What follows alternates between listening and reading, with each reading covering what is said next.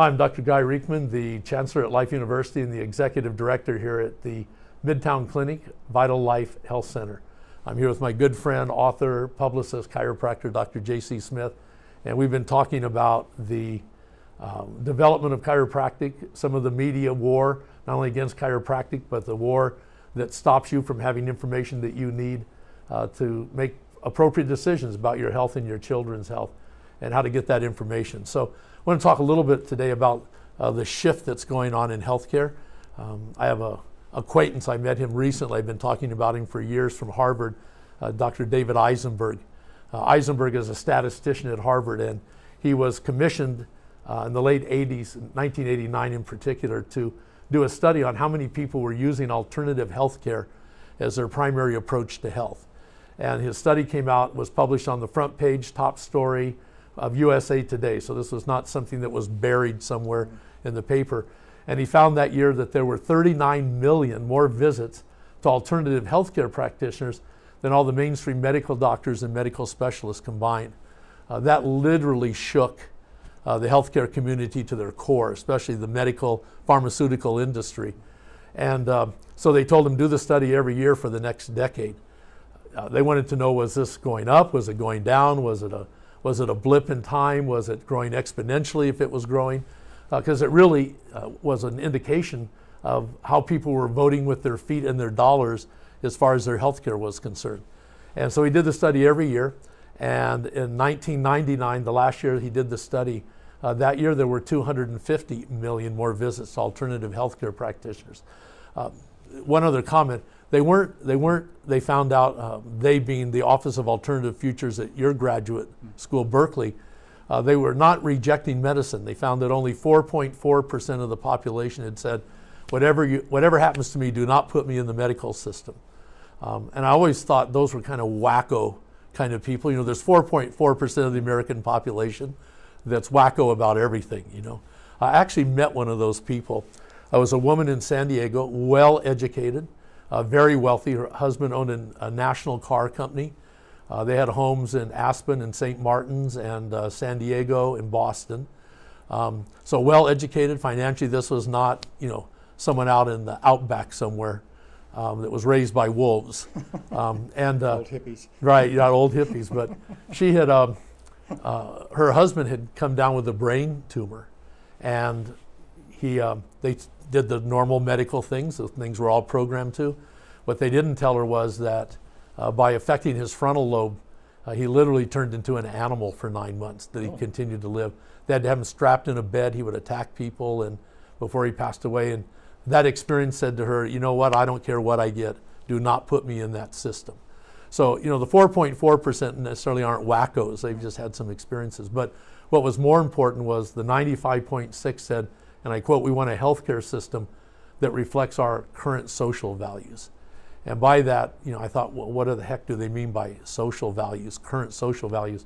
And let's face it, today people know that smoking is bad for them. They know that eating at McDonald's 3 times a week is not, or 3 times a day, 7 days a week is not necessarily good. We should be eating whole foods. We should be getting exercise. And what the population was saying, we'd like a healthcare system, an insurance industry, et cetera, that supports that kind of a lifestyle. And then we want drugs, radiation, surgery as a backup when everything else has failed. So we know that there's this shift going on, and I want to spend a couple minutes with you talking about the shift and some of the things that Eisenberg opened our eyes to. Yeah, when he revealed that Americans are making twice as many visits to CAM providers than MDs. Complementary and alternative medicine, right? Non-medical providers. The AMA's reaction was, and I still see this today, why would people go to quacks when they could have modern medicine? Yeah. They're in total disbelief that their medical allopathic system isn't working in most cases. And this is the rigidity and part of that monopolistic thinking. But it also leads to what's called social and cultural atrogenesis. Not only do they make mistakes on the clinical level, doctor caused mistakes, but it's that whole medical attitude that permeates our society. Again, as you mentioned, all the drug ads they see on commercials, they get inundated with all I need is another drug, a new drug, a better drug, a new drug. Yeah. And that's not working. But yet, that's all. And not working means we now know that drugs, even rightly prescribed drugs for rightly diagnosed conditions, according to the Journal of the American Medical Association, There are 136,000 people every year that die from reactions to rightly prescribed drugs, and another up to 150,000 that die due to medical malpractice. Today it's sort of well known that our current medical healthcare system is the third leading cause of death in the United States. And by the way, we're not demeaning the medical community. I'm walking today because of some of the amazing things they can do with ankle replacements, et cetera. Phenomenal things going on. But the idea that a pill is going to right your body and make it better has really led us down a scary path. Well, again, you're part of that 10% that needs medical care, crisis care. Unfortunately, they use that too much of the time. And the 90% that need our care and other complementary concepts, they're not getting pushed in that direction unless they do it voluntarily, like that woman you mentioned. You know, the British Medical Journal is where you've got that statistic that medical care is the third leading cause of death in the United States. But the BMJ also came out with a study before then showing that of the 3,000 typical medical treatments, they determined, now this is the editors of the BMJ, that 2,000 out of 3,000 medical treatments were no good for nothing. 50% were totally ineffective, 10% were disproven, and 6% were too deadly to use. Yet there's a chance that an average person go in the average MD office and there's a 2/3 chance he or she's going to get one of those ineffective, no good for nothing drugs prescribed. Yet no one's telling the public that. That was in the BMJ once, never to be heard from again. Well, and you listen to the side effects, and when they're doing the drug commercials, the side effects are usually worse than what you're taking the drug for, right? It's scary stuff. Well, they even use the side effect as a sales pitch. Viagra. Yeah. You know, Priapism. Right? Yeah, the 4-hour erection. I looked that up. It happens like 1 in a billion cases. But some clever PR guy said, let's use that as a sales pitch. Right. Every man hears that and goes, oh, wow. Right. You've heard. Last thing I would be doing would be calling my doctor if I ever, not that I take that, but last thing I would do is call my doctor. That's Jeff Foxworthy's joke. He said, hellfire, if I had a 4-hour erection, I'd call everybody I know. Right. Only Jeff can get away with that. Well, you know what's really interesting? You know, you made the comment that the people that, you know, they were looked at as being uneducated consumers, being duped by charlatans and quacks, and you know, at the very best they were spending money on things that didn't work, and at the worst we're spending money on things that delayed appropriate medical care. Those are all kind of quotes from the 90s, right? But a guy by the name of Austin at Stanford University did a study on the educational levels of people who were using alternative healthcare as their primary approach to health. And he found that 50% of people in that category, the category we're talking about, had a college degree or higher. Right. Of those who stayed in traditional medicine, 50% of those people had a high school education or less. It was actually the opposite of what they were putting out. And that is that the more educated the consumer, especially in what we call critical thinking, which is what you learn in college, the ability to challenge ideas, challenge information, to get the right data, not just kind of blindly following along. The more trained people are in that, the more likely they are to choose alternative healthcare and chiropractic as their first approach to health, cleaning up their environment, cleaning up their stress, cleaning up their nutrition, chiropractic care on a regular basis, and using those kinds of things to build their own healthcare system. The problem, though, is that even those like-minded people are out there, not all of them are using our services because, again, the backstory, the AMA propaganda, is still like an emotional block. Because when you say, have you thought of going to a chiropractor? They don't think of the backstory we've been describing. They think of what Morris Fishbein and the Committee on Quackery has taught them. That's why we need a public outlet, whether it's Facebook or CNN or something, where we can talk about these principles over and over and over again. That's what's going to make the paradigm shift in the public mind. Yeah. But we don't have that right now. Yeah, it's interesting. We're working with a group out of San Francisco called Quid. It's an internet-based company. If you go to the internet and let's say you type in education, Google tells you what are the top 10 articles or bits of information you're going to get on that subject. What Quid does is they go out and gather all the information on education that exists in the world. There's 300 people sitting in a room with the most powerful computers you can imagine. And they'll go out and they'll hunt down every research article, every seminar, every forum, every blog, and they put all of this information and then can display it up on large screens. And then they can take information from another subject and put it up, and they start looking for where there are connections. They were looking at one particular point, the interconnection between millennial attitudes on money, travel, movement, et cetera, and what transportation of the future was going to look like.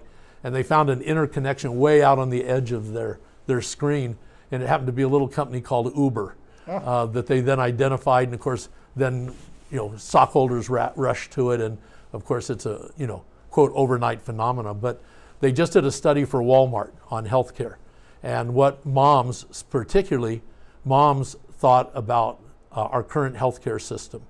And the number one thing they found out is that moms said, we do not have the time to be sick. We don't have the time to sit in a doctor's office between 9 and 5. We don't have the time to be home with our kids if they're sick. They said, we don't have the time to be sick. We've got to do something to stay well. So beyond moving from things like getting over back problems or kids being brought in with asthma, or we see children here that are autistic or have dyslexia, or people older in life that have various problems. One of the things is that people get great results with chiropractic in these areas, but then we move them out of that to a bigger picture of health as part of an overall wellness approach to health. And that really probably should be more of our focus than just the kind of treatment of things that we do. And that's the social atherogenesis. We need to educate them there is an alternative to drug, shots, and surgeries. But right now, unless they're self-motivated, self-learners, they're not getting that through the media. And plus we need more people carrying this torch. We're getting long in the tooth. Yep. We need more writers, more speakers. In other words, could each of your students give a 20-minute TED Talk or not? I mean, can they really crystallize all these concepts into a coherent, persuasive speech in a public setting?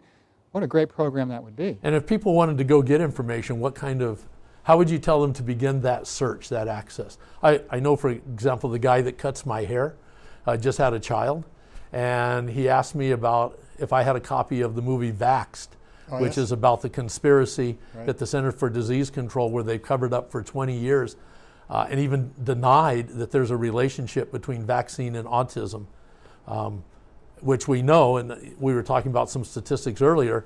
Autism is growing extensively, and you may want to comment about that. But he said, how can I get a copy of this movie that came out called Vaxxed, talking about these kinds of issues? So how do people go about getting into the mix, right? Where would they go? That brought a smile to your face, didn't it? It did. I was shocked that someone would ask me that, right? Really? I would be too. Yeah. I jerked and he cut a hole in my hair, right? So cut off your ear. That's right. Well, that's why I started my blog, chiropracticeforfairjournalism.com, and started writing my books, because when I went out there, there was nothing really to speak of. Nothing, of course, that was palatable to the average consumer. Again, how do you get them up the learning curve? You brought up the statistics on autism. 1975 was 1 child in 5,000 that had autism. Today, you know what it is? 1 in 45. Exponentially, it's just shot up.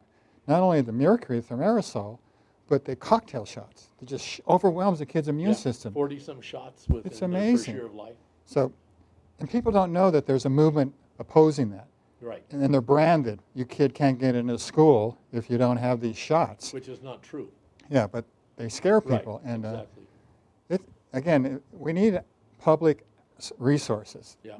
That's why if we had a CAM week TV show, brought in all of your friends, all the experts at this facility, at the college, and many, many more, that could do a paradigm shift in the public's mind about healthcare, not sickness, disease care, but true healthcare is this. But that would require discipline, healthy habits, not caving into the crap that was out there. Yeah, and it starts at birth. I mean, the genesis of this phenomenal center, which is like no other healthcare facility in the United States, actually started with a relationship between Life University and the Atlanta Birth Center, which was a group of midwives who for 40 years here in Atlanta have been doing prenatal care with a sensitivity towards the body and the respect for the intelligence of the body. But when it came time to deliver children, they had to go to the hospital. And of course, then the whole system fell apart. The state finally said we need to do something different. If you look at infant maternal mortality rates from the World Health Organization, the United States ranks last in many of the categories of the industrialized countries in the world. And in the United States, the worst of the worst was Georgia statistically. And so the state said we had to do something different. And so we created a partnership with them in this facility. And so A mother can come in here now, have sensitive prenatal care, can get chiropractic care, which supports their body working well along the way. The midwives have always recommended chiropractic. When it's time for delivery, they have the birthing center here. They've just had their 100th birth here in the birthing center. They have the backup of Emory across the street if that's necessary, but it's rarely, if ever, necessary. But certainly a good relationship with the nurse and midwifery program at Emory.